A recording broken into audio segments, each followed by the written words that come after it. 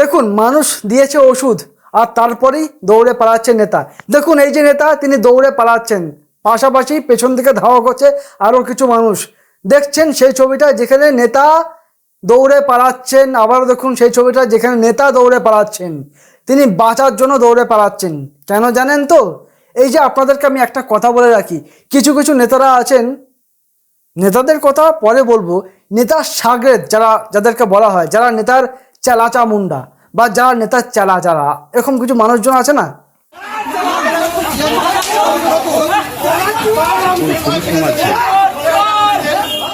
যারা বেশি নেতার থেকেও বড় নেতা আর কি তারা। তো সেই সমস্ত মানুষের দাপট এতটাই বেশি থাকে এলাকার মধ্যে যে তাদের জন্য সাধারণ মানুষ আরও বেশি বিরক্ত হয়। একটা নেতার কাছে গেলে নেতার থেকে নেতার বেশি যারা ডান হাত, নেতার যারা বাঁ হাত, নেতার যারা সামনের লোক, নেতার যারা পেছনের লোক, তাদের উৎপাত থাকে বেশি। এই যে নেতা যিনি এখন দৌড়ে পালাচ্ছেন, ইনি হচ্ছেন কাউন্সিলরের ডান হাত বা কাউন্সিলরের একদম কাছের ঘনিষ্ঠ একজন নেতা, যাদেরকে বলা হয় সাগরেদ বা চেলা মুন্ডা বা নেতার চেলা, একেবারে সোজাসুজি এরকমভাবে যাদেরকে বলা যায়। তো এই সমস্ত নেতারা যেটা করে, এলাকার মধ্যে তাণ্ডব করে বেড়ায়, এলাকার মধ্যে নানান রকম দাদাগিরি করে বেড়ান, এলাকার মধ্যে ওই চামচাগিরি, দাদাগিরি, তাণ্ডববাজ, তোলাবাজ, এইসব তারা ভালো করে পারে। আপনি আপনার এলাকার একজন নেতার সাথে কথা বলতে যাবেন, দেখবেন এরা সবার আগে বাধা দেবে। এই দাদার সাথে কথা বলার আগে এদের সাথে কথা বলতে হয়, এদের পারমিশন পেলে পরে তারপরে কিন্তু আপনি আপনার এলাকার নেতার সাথে কথা বলার সুযোগ পান, তাই তো? মেন কথা হচ্ছে এরা সবসময়ের জন্যই বিপজ্জনক। এরা পাড়ার সমস্ত রকম ইনফরমেশন নিয়ে ওই নেতার কাছে দেন। এরা কোন মানুষ কোন দল করেন, কোন মানুষ কাকে ভোট দিচ্ছেন, কে কোন দলকে সমর্থন করছেন, কে কোন পার্টি করছেন, কে কোন সুবিধা পেল, কোথায় কি হচ্ছে, সব রকম ইনফরমেশনগুলো এরাই দেন। এরাই বড় বড় নেতাদের হাতে তুলে দেন। এরা কিন্তু সবচেয়ে বেশি ক্ষতিকর। এই যে নেতাকে কেন মানুষ ওষুধ দিল, ওষুধ মানে বুঝতে পারছেন তো, সেটা নতুন করে বললাম না, ঠিক আছে? সেই ওষুধ দেওয়ার পরেই মানুষটা এখন দৌড়ে পালাচ্ছে, কারণ এছাড়া তার কাছে কোনো উপায় নেই, তার এখন দৌড়ে পালাতেই হবে। নাহলে জানেন জনতার ক্ষোভ বা জনতা যদি এক জায়গা হয়ে যায়, ইতিমধ্যে আপনাদেরকে সেই ছবিটা আমি দেখাচ্ছি, আপনারা আগে একটু ভালো করে ছবিটা আরও একবার দেখে নিন।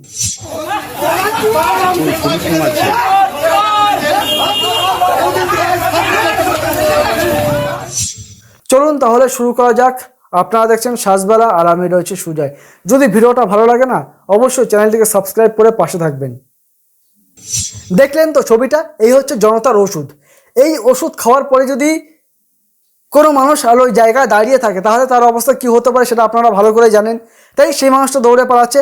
আজকে ভাই তোমার এরকমভাবে দৌড়ে পালাবার কোনো দরকার ছিল না। তুমি আজকে বাড়িতে থাকতে পারতে, তুমি আজকে বাড়িতে খুব ভালোভাবে সংসার জীবন করতে পারতে, তোমার কোনো সমস্যা ছিল না। কারণ তুমি এলাকার মধ্যে এমন দাদাগিরি করেছো যার ফলে মানুষ তোমাকে আজকে ওষুধ দিতে বাধ্য হচ্ছে।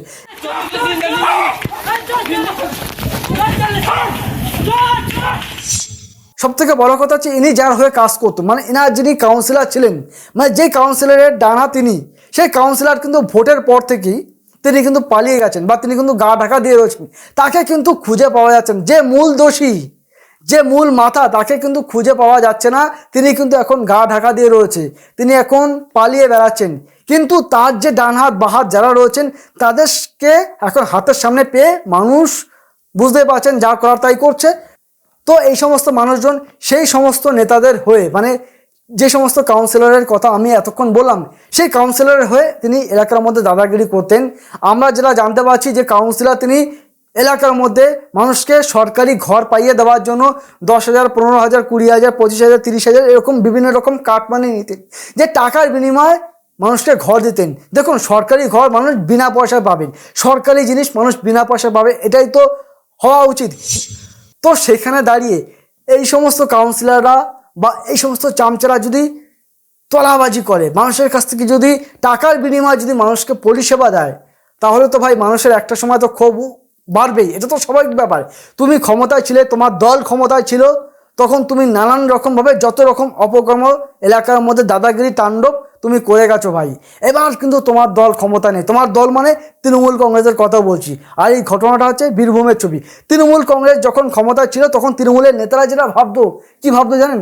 তারা ভাবতো তাদের দল হয়তো আজীবন ক্ষমতা থাকবে, তাদের দল কোনোদিন ক্ষমতা থেকে যাবেন না, আজীবন তারা ক্ষমতা থাকবে। আর তারা সারা জীবন বসে তোলাবাজি করবেন আর দাদাগিরি করবেন, আর বছর বছর ভোটে জিতে যাবেন। যদি মানুষ ভোট ভালোভাবে দেয় তো দেবে, আর না দিলে কিভাবে ভোট করাতে হয় তারা সেটা খুব ভালো করে জানেন।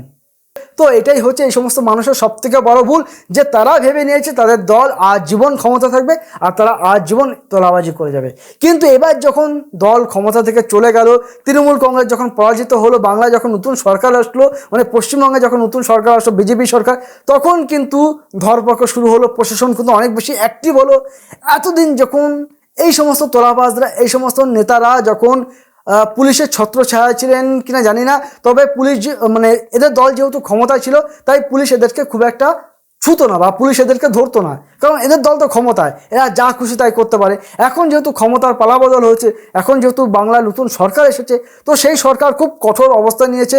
তারা বলছে একেবারে জিরো টলারেন্স, তারা কোনো রকম দুর্নীতিকে প্রশ্রয় দেবে না।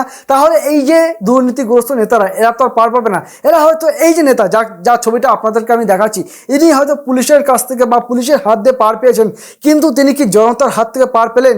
না, তিনি কিন্তু জনতার হাত থেকে পার পেলেন না। জনতা কিন্তু এভাবেই মানুষকে ওষুধ দিতে পারে, জনতা কিন্তু এইভাবে মানুষকে মনে রাখে, ঠিক আছে?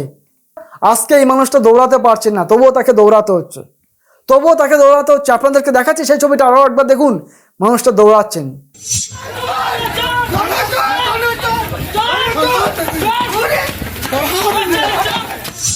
কারণ এর নাম হচ্ছে জনতা, এর নাম হচ্ছে জনতার ওষুধ হচ্ছে এরকমই হয়। যখন মানুষ ক্ষিপ্ত হয়ে যায় তখন এরকমভাবে দৌড়াতে হবে, তাছাড়া কোনো উপায় নেই। তার জন্য বলি, যখন ক্ষমতা থাকবেন, যখন ক্ষমতায় ছিলেন, তখন যদি তারা এই জিনিসটা ভাবতো, তখন যদি তারা তোলাবাজি, দাদাগিরি এইসব না করে যদি তারা ব্যবসা করতো, তারা যদি চাকরি করতো, তার দরকার খেটে খেত, তাহলে তাদের জন্য আজকে এই দিনটা আসতো না।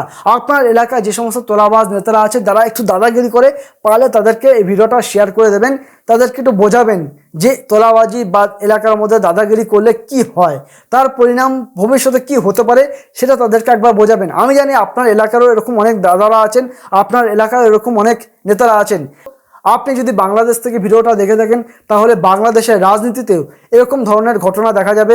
আপনি যদি ত্রিপুরা হোক, আসাম হোক বা আমাদের পশ্চিমবঙ্গ থেকেও যদি ভিডিওটা দেখে থাকেন, তাহলে আপনার এলাকার এরকম অনেক নেতা আছে যারা এরকমভাবে দিনের পর দিন দাদাগিরি করে গেছেন।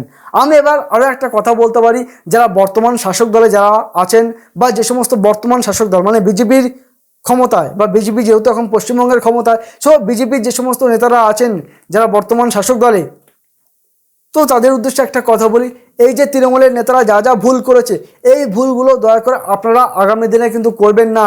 এনারা কিন্তু ভেবেছিল যে এনাদের দল আজীবন ক্ষমতা থাকবে, তাই তারা দাদাগিরি করে গেছেন। তো সেই ভুলটা কিন্তু আপনারা করবেন না। আপনারা মাথায় রাখবেন, ক্ষমতার কিন্তু সবসময় পালাবদল হয়, ক্ষমতার কিন্তু পালাবদল হবেই, এটা গণতন্ত্রের নিয়ম। রাজনৈতিক দল আসবে যাবে, আজকে এই দল ক্ষমতা আছে, কালকে ওই দল ক্ষমতা থাকবে, আজকে এই সরকার ক্ষমতা আছে তো কালকে ওই সরকার ক্ষমতা থাকবে। কোনো সরকার আজীবন ক্ষমতা থাকে না। একটা সময় পশ্চিমবঙ্গের সিপিএমও ক্ষমতা ছিল, তৃণমূলও ক্ষমতা ছিল, এখন বিজেপি ক্ষমতা এসেছে। বিজেপিও যে আজীবন ক্ষমতা থাকবে না এটা আপনারাও জানুন। তাই কোনো রকম এলাকার মধ্যে যদি কোনো দাদাগিরি, কোনো নেতা যদি দাদাগিরি করার কথা মাথায় আসে, তারা যদি মনে করেন যে এলাকার মধ্যে দাদাগিরি করব, তাহলে আপনারাও মাথায় রাখবেন যে আপনাদের সরকারও যখন পরিবর্তন হবে, তখন কিন্তু মানুষ আপনাদের কাছ থেকেও হিসাব নেবে। তাই তো বলছি, আপনারা এখন নতুন ক্ষমতা এসেছে, এদেরকে দেখে শিক্ষা রাখুন, এদেরকে দেখে ভালো করে শিখুন। আপনারা মানুষের পরিষেবা দিন, মানুষের জন্য কাজ করুন, মানুষের কিভাবে ভালো হবে সেটা নিয়ে কাজ করুন। যদি তা না করতে পারেন তাহলে একজন সমর্থক হিসেবে থাকুন। প্রয়োজনে যদি খেতে হয় তাহলে খেটে খান, রোজগার করুন, ব্যবসা করুন, চাকরি করুন, যা কিছু করুন, কিন্তু দয়া করে তোলাবাজি করবেন না, দাদাগিরি করবেন না, সিন্ডিকেট চালাবেন না। এবং আপনারা আজকে ক্ষমতা আছেন, কালকে কিন্তু আপনারা ক্ষমতা নাও থাকতে পারেন, এটা কিন্তু সবসময় মাথায় রাখতে হবে। ক্ষমতা থেকে চলে গেলে কিন্তু মানুষ আপনাদের সাথে এইভাবেই হিসাব নেবে। তাই আপনাদেরকে আমি বলবো, বিজেপি নেতাদেরকে আমি বলবো, আপনারাও একটু সতর্ক থাকবেন, এই ধরনের কর্মকাণ্ড কখনোই করবেন না। তৃণমূলের নেতারা যেরকমভাবে আজকে আপনাদের সরকার যেরকম বলেছে জিরো টলারেন্স, কোনো রকম মানে দুর্নীতিকে আমরা প্রশ্রয় দেবো না, যার জন্য কিন্তু একের পর এক নেতা ধরপকড় হচ্ছে, একের পর এক নেতা গ্রেপ্তার হচ্ছে। এবং এই যে যার ছবিটা এতক্ষণ আমি আপনাদেরকে দেখলাম, তিনি কিন্তু পালাচ্ছেন। তিনি তার কর্মকাণ্ড আগে তিনি যা যা করেছেন তার জন্য কিন্তু আজকে তার এই দিনটা আসলো। তিনি যদি সেদিন ঠিক থাকতেন, তিনি যদি সেদিন ভালোভাবে চলাফেরা করতেন, তিনি যদি সেদিন মানুষকে সঠিক পরিষেবা দিতেন, তাহলে কিন্তু তার আজকে এই অবস্থা হতো না। এবং তার যে কাউন্সিলর, যিনি যার কথায় এরকম ওঠা চলা করতেন, তিনি যার কথায় এরকম দাদাগিরি করতেন আর কি, সেই কাউন্সিলর কিন্তু এখন গা ঢাকা দিয়ে রয়েছেন, তিনি কিন্তু এখন আর সামনে আসেন না। তো আপনাকে বাঁচাবার জন্য কিন্তু এখন আর কেউ আসবে না। তো যে সমস্ত সাগরেদরা আছেন, যারা চালাবেলা আছেন, নেতার চালাবেলা, যারা নেতার ডান হাত বা হাত আছেন, যখন আপনি বিপদে পড়বেন তখন কিন্তু আপনাকে কেউ বাঁচাতে আসবে না। তখন কিন্তু আপনার সাথে এরকম ঘটনা ঘটতে পারে। তাই আপনি চামচাগিরি করার আগে একটু সতর্ক হয়ে কাজ করুন, আপনি একটু সাবধানে কাজ করুন। আপনি ভাবুন আপনি আগামী দিনে কি করবেন, আপনি ভাবুন। আপনি এই ধরনের কর্মকাণ্ড কখনো করবেন না। চলুন আপনাদেরকে এই ব্যক্তি সম্পর্কে একটু পরিচয় দিয়ে রাখি।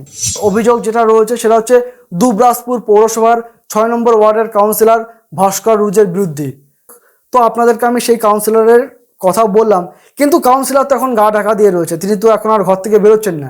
তো কাউন্সিলরকে মানুষ না পেয়ে এই যে কাউন্সিলরের ডান হাত, তাকে পেয়ে মানুষ এখন যা করা তাই করলো। এনার নামটা কি, তার পরিচয়টা কি আপনাদেরকে একটু জানিয়ে রাখি। কাউন্সিলরের ঘনিষ্ঠ তৃণমূল নেতা ধনঞ্জয় গড়াই ওরফে ধনু মাস্টার, তাকে নাগাল পেতেই মানুষ একেবারে সুন্দর করে ওষুধ দিয়ে দিল, যে ওষুধকে তিনি এবার দৌড়াচ্ছেন। তো তিনি যদি এটা আগে ভাবতেন, তিনি যদি কাউন্সিলরের ডান হাত না হয়ে তিনি যদি নিজের মতো করে একটা ব্যবসা করতেন, তিনি যদি নিজের মতো করে কাজকর্ম করতেন, বা কাজকর্ম না করে তিনি ঘরে বসে থাকতেন, তাহলে তার আজকে এই দিনটা দেখতে হতো না, যার জন্য তিনি আজকে পালিয়ে বেড়াচ্ছেন।